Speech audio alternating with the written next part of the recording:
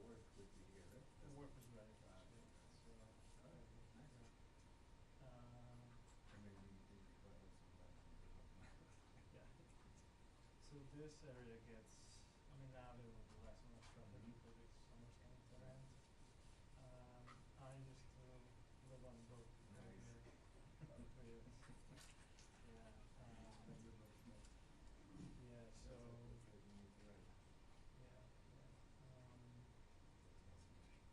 so yeah, let me know how it goes. I mean I've seen people like pull their boats, but it's like public use. Alright, right, that's probably free. Yeah, and the parking is like a whole other Nice. I love the kayaking. Yeah. Yeah.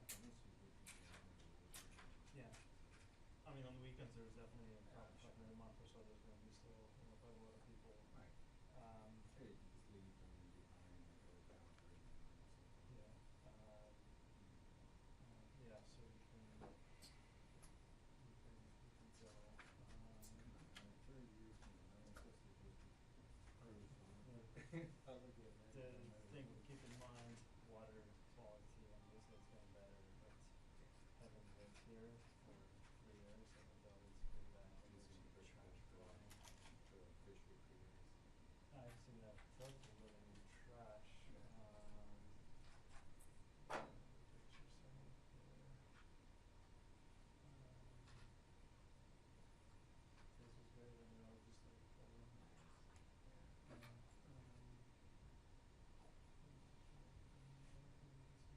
basically we were just collecting the trash.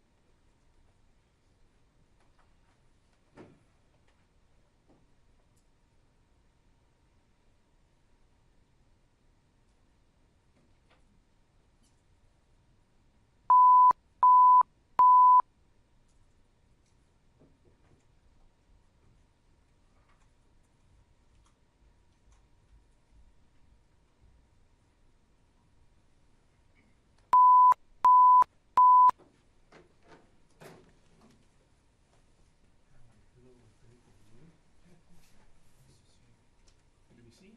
Hmm? Where did you see? Yeah. You go to White House as well? Yeah, we go like everywhere. Now it's the State Department here. Commerce. State Department yesterday. I was traveling yesterday. Was I work for a week? A big week at the State Department. Gaza. Yeah, yeah, we're doing a broadcasting after the about Israel and Gaza.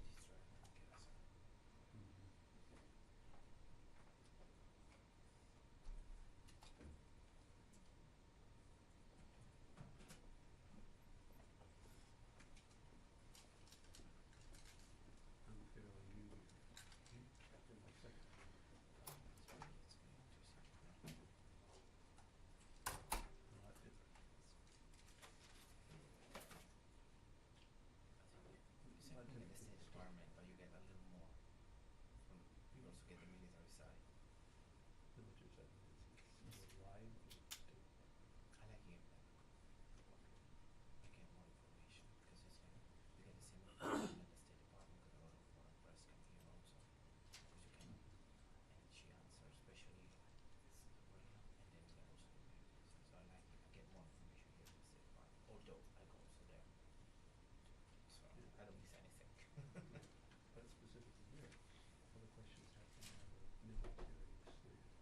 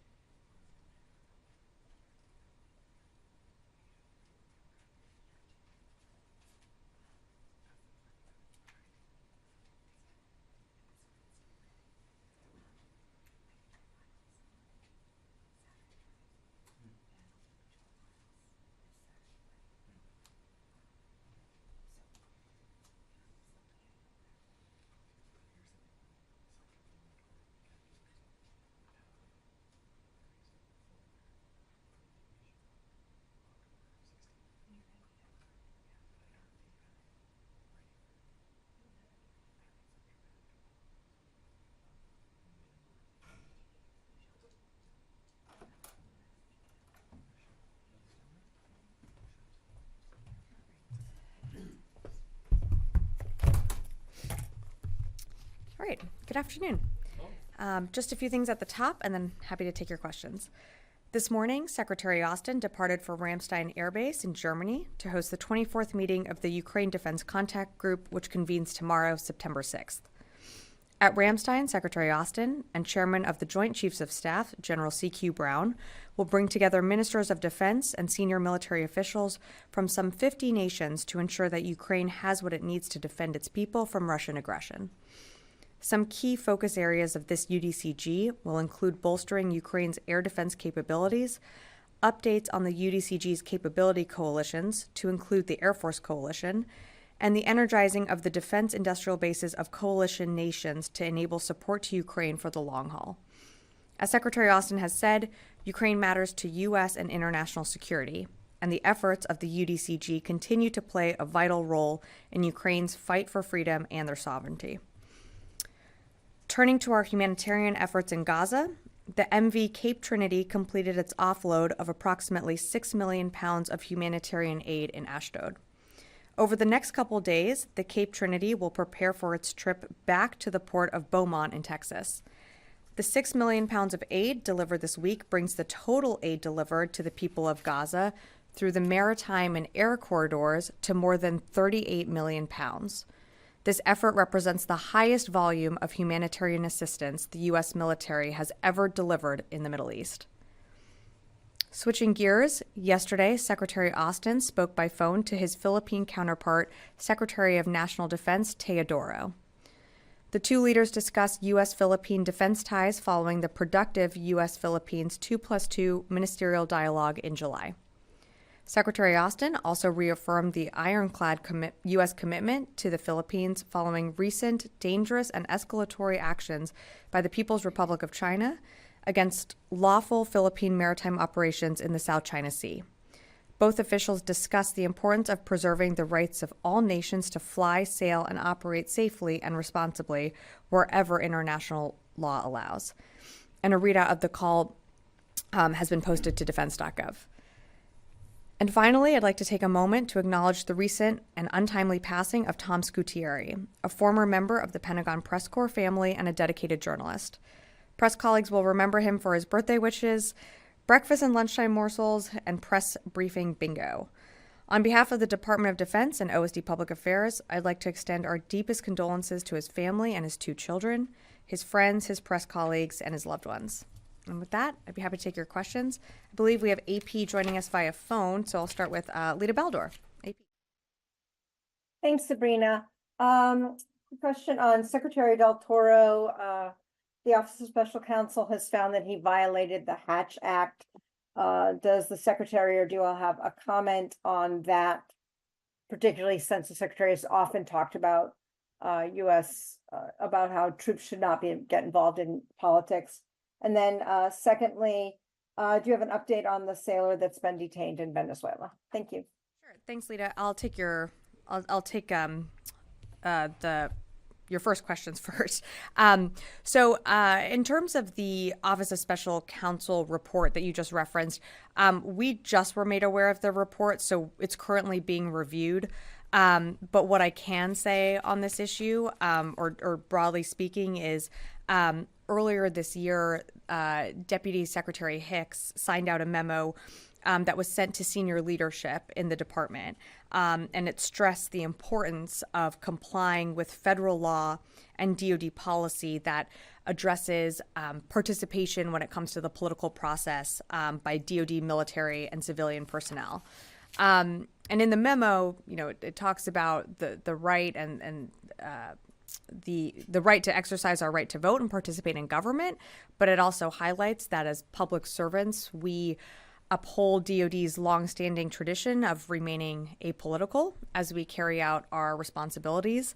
And so just to emphasize on that, it's important that we maintain the trust and confidence of the American people, which requires us to avoid any action that could imply the support of any political party, candidate, or campaign. So I'll leave it at that. In terms of your second question on the U.S. sailor in Venezuela, I don't have more other than to confirm that a U.S. sailor was detained in Venezuela around August 30th by Venezuelan enforcement authorities while on personal travel. The U.S. Navy is looking into this. We're working with the State Department, but at this time, I just don't have more for you. All right, I'll come back in the room here. Idris. Do you have an update on how many forces are currently in Middle East? I know it's 40,000 or so. Yeah. And just following on to that, how long do you think you can keep the additional squadron that was sent there sort of in an efficient and sustainable manner? Is that something you just plan on having there for the foreseeable future, or is there an end date sort of thing? So in terms of the actual numbers, I don't have more to provide than the 40,000 that I think we had provided maybe a week or two ago. In terms of any force posture movements, I don't have anything to announce at this time. But as you know, and as General Ryder, I think, briefed a few weeks ago, the TR was extended. Eventually, as we do with all carriers or rotations, there will be, she will eventually leave the AOR. But nothing to announce at this time. There's still 2 carriers that remain in the Central Command area of responsibility. And of course, we have the ARGMU in the Eastern Med, along with a company of destroyers as well. And just switching topics, Sure. The ship that's on fire that was attacked by the Yeah. Houthis, is there any plan for the U.S. military to help salvage it, given that I know you've talked about sort of the potential environmental disaster if the oil that it's carrying starts leaking? So my understanding is that you're referring to the MV Soyunion that's still on fire. So for an update, she still sits completely immobilized within the Red Sea, still posing an environmental, potentially catastrophic environmental disaster and a navigational hazard. She still remains on fire. My understanding is that the company of the Soyunion has contracted tugboats to go out there and to conduct, fire operations and to try and salvage the vessel itself. Those efforts have not been successful, mainly because of the security environment. The Houthis continue to fire, missiles, drones towards shipping in the Red Sea, and they have threatened tugboats that went out for salvage opportunities. They have threatened them, so they did have to turn away. So right now, the ship still remains on fire. There have been no recovery successful attempts yet. The U.S. Navy is standing by to assist, but right now I'm told that this is being done through private means. Janie. Thank you, Sabrina. 2 questions Sure. on Ukraine and South Korea. Okay. Ukraine President Zelensky said that if the United States authorized the use of long-range missiles, Ukraine could easily defeat Russia. So why is the United States reluctant to allow Ukraine to use long-range weapons? So thanks, Janie, for the question. Our intelligence assesses that 90% of Russian aircraft launching the glide bombs and the firing missiles against Ukraine are at airfields that are 300 kilometers away from Ukrainian-controlled territory. So these airfields now puts that out of ATACMS range.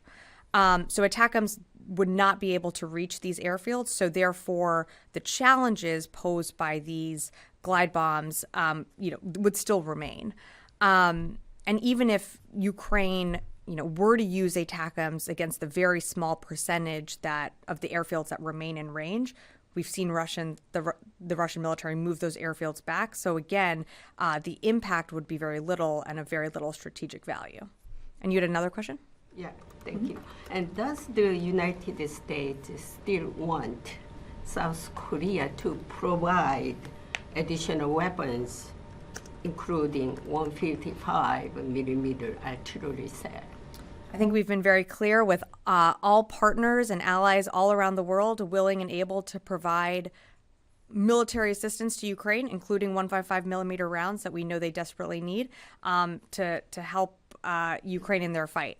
I won't speak for other nations and what they're providing, but as I mentioned at the top, there is a UDCG tomorrow. Air defense is one of the many topics that is going to come up at that UDCG. We know a priority for Ukraine is those 155 millimeter rounds. So whatever other nations can provide would certainly be welcome to Ukraine. I'm going to go to the phones and then come back in the room. Jeff Schogel, Task and Purpose. Thank you. There's been a lot of information recently about Russian influence operations. I was just checking, has Kevin Costner been in the Pentagon recently? You know, Jeff, not to my knowledge. Next question goes to Carla Babb, VOA. Hey, thanks for doing this. That's a great question to follow. I want to go back to Ukraine. At the current pace that the U.S. is providing Ukraine aid under the PDA, it looks like about $6 billion in authority is going to expire unused at the end of this month, FY 2024. Could you give us some more clarity about what's going to happen to that money after September? And is there any intention to extend that authority or to ask Congress to extend that authority so that Ukraine can continue receiving PDA packages? Thanks, Carla, for the question. So as you know, we worked very hard with Congress to secure that supplemental and to allocate that money for Ukraine for these PDA packages and USAIs. I don't have anything to preview on, what that means for the rest of the amounts that are left. What I can tell you is you've seen us do this almost on a weekly basis. We continue to roll out and announce presidential drawdown packages that vary in size, but we continue to do that on a consistent basis. I have no doubt that we are going to use everything we can that's available to us to make sure that we are continuing to provide Ukraine what it needs, both in the short term and the long term. The president has said it before, the secretary has said it, and you'll hear him say it again. We're in this fight with Ukraine for the long haul. We are standing with them for what they need on the battlefield, both in the long and short term. So you're going to see us make use of those funds in any way possible. I'll take one more from the phone, and then I'm happy to come back in the room. Heather, USNI. Thanks so much. With the Houthis in the Red Sea, are you guys noticing any kind of uptick? It seemed like they were quiet for a little bit, and then now they're attacking multiple tankers. Is there any anything that you can say about what might have been causing this most recent uptick? Thanks, Heather. So we've seen this pattern sort of happen over the last few months or since the attack started. There is a series of waves, then there's a pause, then there are waves again. I can't speak to the strategy behind that. I can only speak to what we as the United States military are doing with our partners and allies. And of course, you're very familiar with Operation Prosperity Guardian and the fact that we continue to ensure that those shipping lanes remain open, to ensure that freedom of navigation can occur in the Red Sea. But you're seeing what the Houthis are doing on a day-to-day basis. They've set on fire a oil tanker carrying 1 million barrels of crude oil. I don't need to explain to you what type of damage that could cause to an environment like the Red Sea. You're talking major ecological systems that could be destroyed.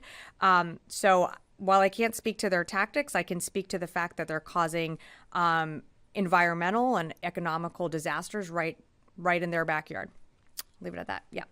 Thank you, Sabrina. In light of Middle East tensions, does the Pentagon support a United Nations-led military peacekeeping force in Gaza, West Bank, and throughout Israel? And have a follow-up.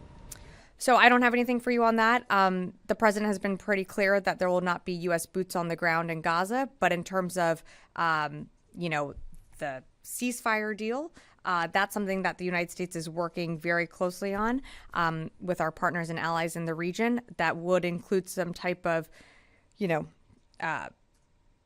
peacekeeping force, but I don't anticipate that would include U.S. military boots on the ground. Well, in light of Hamas using the Philadelphia corridor in Gaza to smuggle in weapons and potentially smuggle out Israeli hostages into the Sinai Desert, it's according to Israel Prime Minister Netanyahu, what is the Pentagon's perspective on the strategic military significance of the Philadelphia corridor? I think you just mentioned some of the strategic significance of the Philadelphia corridor, but I'd really refer you to the Israelis to speak to that. We know that there are tunnels under that corridor, but ultimately what we want to see here is a ceasefire deal put into place that allows hostages to come home to their families. It's almost been a year now. But I'd refer you to the Israelis to speak more to the significance of that. Fadi. That knowledge of the existence of tunnels underneath Philadelphia corridor, the Egyptians deny the existence of these tunnels. Can you share more about what you know about these tunnels? I don't have more to provide other than what, I mean, I'm not going to be able to do it, unfortunately, an intel assessment from here. I would say, broadly speaking, we know that there are tunnels on that border and in that corridor that have allowed in the past, a movement of weapons shipments into Gaza. Again, what we want to see and what we are focused on, as you know, is bringing home and making sure that we can get into place a ceasefire deal that also allows the hostages to return home. What does you said broadly? Is this based on recent intelligence or Israeli, sharing information? Yeah, I wish I could get into more specifics. I just won't be able to get into that from here, but I'm just gonna have to leave it at that. I'm not asking about the type of intelligence, but when you make such a claim that there are tunnels underneath the Philadelphia corridor, while Egypt is denying that, I think some explanation is warranted here. Appreciate the question, Fadi, but I'm just not going to have more. I'd have to refer you to the Egyptians and the Israelis to speak more to that. What I can tell you is what we've seen in the past, but I'm just not going to be able to get into any more details from here. Can you define when was the last time you? Yeah, I'm just, unfortunately, Fadi, I know this is not going to be a satisfactory answer for you. I'm just not going to be able to provide more specifics. Yeah, Matt. Thanks, Sabrina. Going back to American restrictions on Ukraine's weapon usage. You say that the prime targets inside Russia are outside the range of ATACMS. Yeah. So then what's the purpose of these restrictions being in place? Is this to protect the Ukrainians from themselves, from you think they would otherwise squander their limited ATACMS? Or is it a fear of escalation, or can you explain what the thinking is there? Yeah, Matt, I think it's a little bit of all of those things. I think the Ukrainians, in terms of their own decision making, they have proven themselves on the battlefield just from at the very beginning of the war. I think there were many people reporting at the time that Kyiv was destined to fall within days, and then it was weeks later, months later, and now we're talking many years into this war. We've seen the prowess of the Ukrainian military on the battlefield. So they certainly know how to make their own decisions when it comes to employing these types of weapons and munitions on the battlefield. There is a limited number of ATACMS.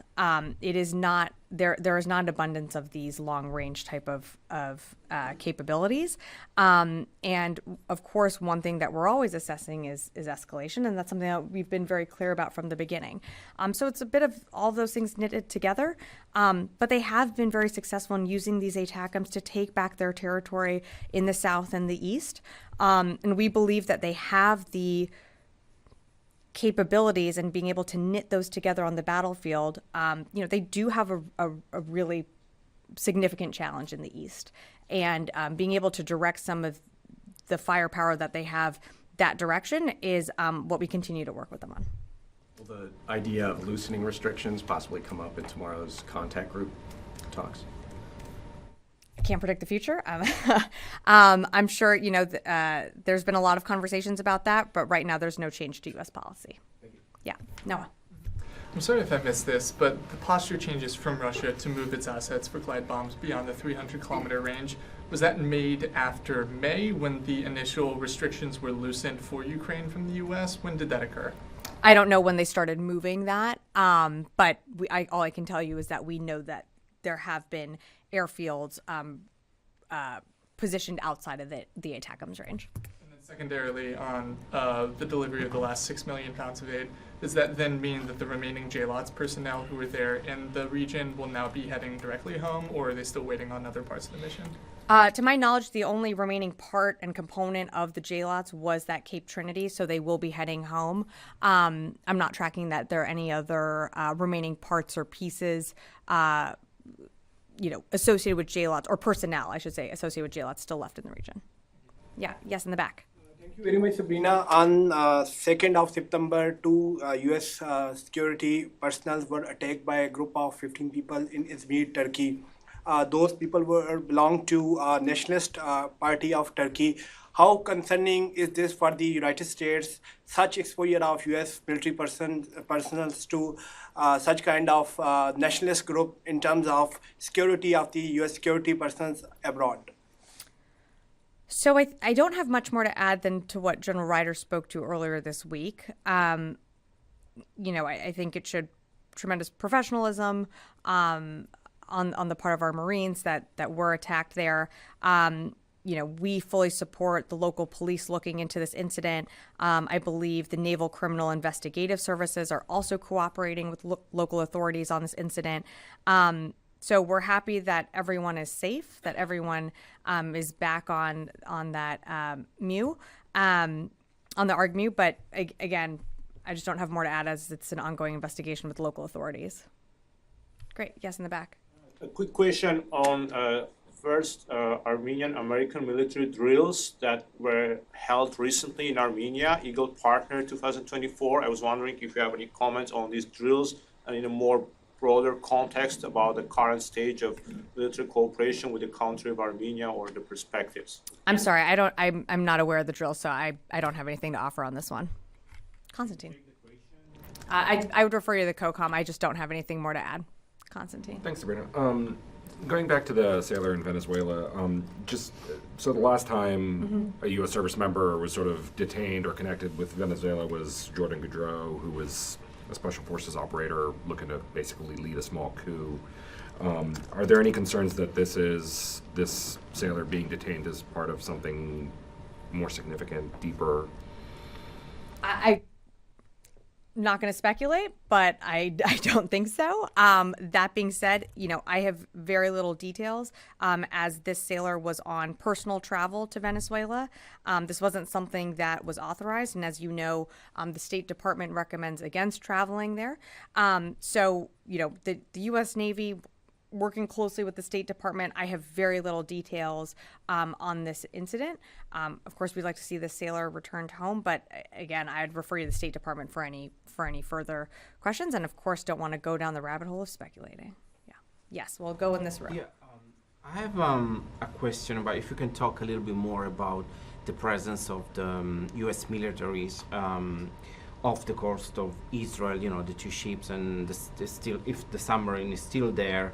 And if you can talk a little bit more about the presence of the military and if there is some sort of coordination with some European forces to support the U.S. in case of escalation. And then I have a second question about Ukraine. Okay. So nothing has changed in our force posture in the Eastern Mediterranean.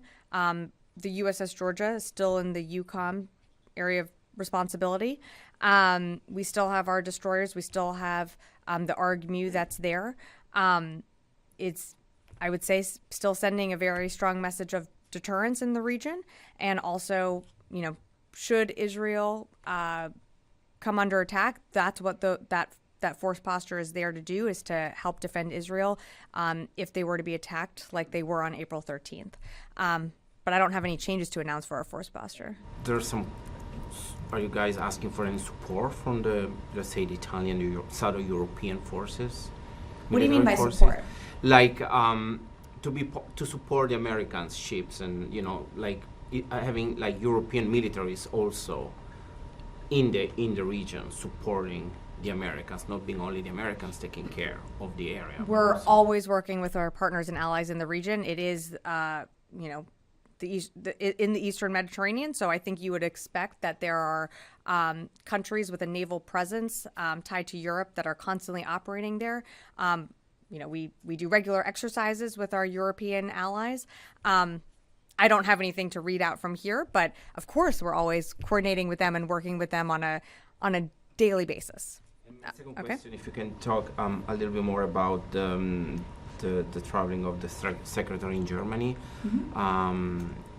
about what can we expect, if you can, what's they're gonna, you probably have some information that you can share with us about what they're planning to talk, when we expect coming out from this meeting. Well, I'm just gonna have to tell tell you to tune in tomorrow. But look, I don't have more to really provide than what I read out at the top, which is that this is, the 24th meeting of the Ukraine Defense Contact Group. We know air defenses is one of the top priorities for the Ukrainians. That's certainly something that's going to be discussed tomorrow. We know fires, so 155 millimeter rounds, also a priority for the Ukrainians. That's something that I'm sure will come up. But I, not going to get ahead of the secretary, but, I think you can expect some of those conversations. And then, as I mentioned, there are 8 capability coalitions that have been stood up as part of the UDCG. Those capability coalitions, including the Air Coalition, is one that the United States co-leads. So that will be an opportunity to talk about other additional needs that the Ukrainians have. Yes. Thank you so much, Sabrina. About the Middle East crisis, so what is the latest assessments of the Pentagon regarding any potential action by Iran against Israel?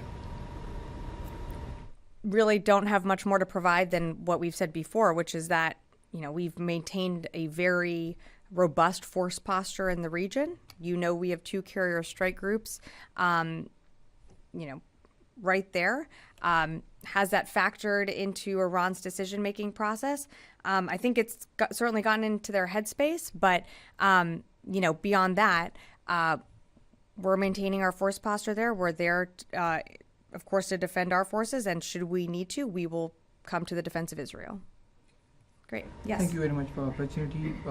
It's been reported from last Wednesday, some of the Arab military attaches met here in Pentagon with U.S. defense officials, specifically regarding the possible Iranian attack on Israel or something like that. But my question is regarding the U.S. possible measures or something under consideration with your Arab allies like UAE, Qatar, where you have military presence, and Saudi Arabia as well, who is very next to Yemen, as Yemenis are like calling mobilization calls each day. So you have done enough with your Saudi counterparts, Qatar and UAE, on the possible Yemenis, any type of retaliation to counter that? So I think what you're asking is just on, if I'm understanding, and please correct me if I'm not, just asking about what is our response and how are we working with Arab partners in the region when it comes to the Houthis and how they're in Yemen. Okay, so the Houthis continue to disrupt shipping lanes within the Red Sea and the BAM. That has caused environmental, economical problems. That is not just a problem for the region, this is a global problem. This disrupts shipping for all around the world. And so when you create, to use the example of the So Union, which is carrying 1 million barrels of oil, if those fires spread to those oil barrels and those oil barrels start leaking into the Red Sea, you are going to have an ecological catastrophe. So just taking a broader step back, this isn't just a United States, Arab partners problem. This is an international problem. Because just think about, and I'm not an environmentalist, but just think about the actual environmental, economical, financial degradation that's going to happen just from that one ship, and they're doing it almost daily. So you have to, so it's not just an Arab partner, or it's not just an Arab country problem or a United States problem, it's a global problem, which is why the secretary late last year established Operation Prosperity Guardian. And Aspides is another coalition, a European coalition that is also works with Operation Prosperity Guardian and other like-minded nations that believe in upholding the freedom of navigation. So this is something that we continue to work together with many of our allies around the world, and we're going to continue to do so. One data on Department of Justice and Department of State release about the possible interference from the Russian side and the other security threats. We have seen that from June, number of arrests being made by border security officials and some of the South and Central Asian nations people, they've been arrested because of their strong ties with the IS. So the question is regarding the election in the US. Do you guys have some requests from Department of Homeland Security for the coordination specifically to counter these threats? So when it comes to election security, that's something that you saw the Attorney General speak to. So I would refer you to DOJ and the State Department to really speak to how, they are monitoring election threats and handling election security. That's just not something that DOD, was part of that. And so I'd refer you to those two agencies to speak to that. Jared. I just wanted to check if there's any update on the any clarification on this apparent strike by the Houthis on this Saudi-owned tanker, the Amjad. I know there was some conflicting information about whether or not it was hit or targeted. I'm still tracking that the Amjad was hit, but I believe she was able to continue underway. But for more, I'd refer you to the actual company. Yes, over here and then in the back. Yeah, go ahead. Yeah. Thank you very much. About Syria. According to the local news reports, on Monday, the PYD-YPG, or in your words, SDF, released 50 ISIS members from prison.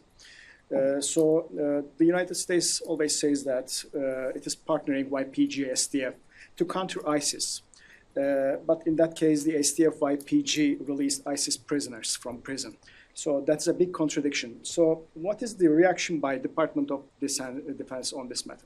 Yeah, I'm not sure if there was a confusion in some of the facts, but if you're referring to what happened a few days ago, there was, what I understand, a breakout from one of the prisons, and we worked with the SDF to actually get those ISIS militants back in custody. So Central Command put out a press release on that. I'd refer you to that.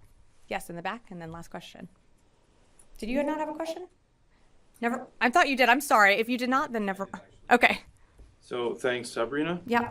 This 6 million pounds of humanitarian aid that Trinity transported to the port of Ashdod, were there originally planned to be transported through the JLAT project? If I'm remembering correctly, this was some of the aid that when the JLAT's mission had concluded, this was some of the original or remaining aid that was still in Cyprus that was loaded onto the Cape Trinity and was waiting to be downloaded in Ashdod at the appropriate time that they were able to do it.